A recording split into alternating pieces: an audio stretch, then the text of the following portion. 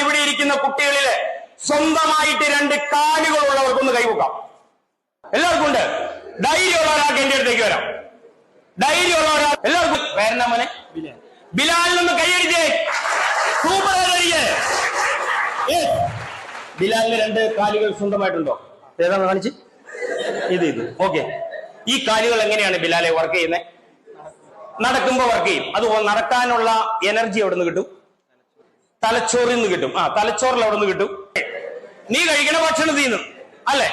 നീ ഇദ്ദേഹം കഴിക്കുന്ന ഭക്ഷണത്തിൽ നിന്നാണ് ഇദ്ദേഹത്തിന് ഈ 2 കാലുകൾ വർക്ക് ചെയ്യാനുള്ള എനർജി കിട്ടണേ. ശരിയാണല്ലോ? ഈ ഭക്ഷണം എവിടെ നിന്ന് കിട്ടും?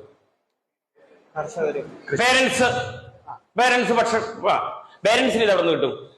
അവര് കടയിൽ നിന്ന് ചുമ്മാ ചെന്നാ കിട്ടുമോ? പൈസ കൊടുക്കണ്ടേ? പൈസ കൊടുക്കും.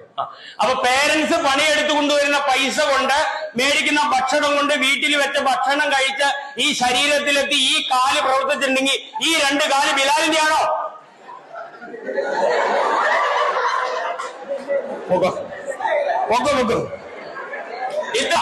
അജിയുടെ ഈ 2 കാലുകൾ അജിയുടെ സ്വന്തമാണ്.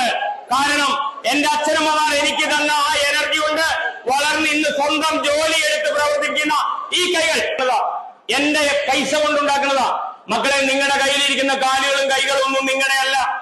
ആ കാലുകളും കൈകളും നിങ്ങളുടെ അച്ഛനമ്മമാർ നിങ്ങൾക്ക് തന്നതാ. എന്തിനാണെന്നറിയാമോ?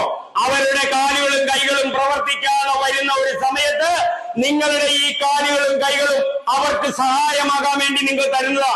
ഇപ്പോൾ ഈ കാൽ എന്റെയാണ് എന്ന് പറഞ്ഞുകൊണ്ട് അഹങ്കരിച്ച ആ സാധനങ്ങൾ ഇല്ലാതെയാക്കരുത് മക്കളെ. അതുകൊണ്ട്